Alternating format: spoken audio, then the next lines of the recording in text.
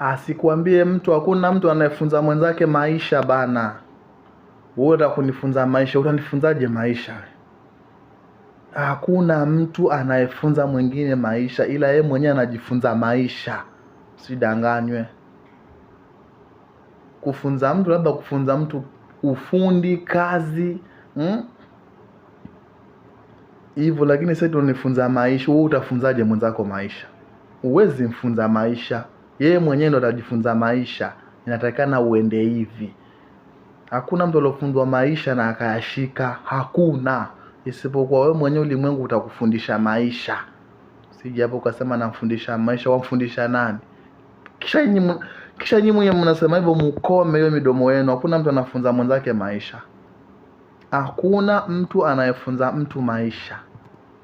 Sawa, kufunza mtu, labda kufunza mtu kazi, yani ujuzi wowote, yani ni kufunza mtu kitu ndo kufunza, lakini sio kufunza mtu maisha. Wewe kome mdomo wako.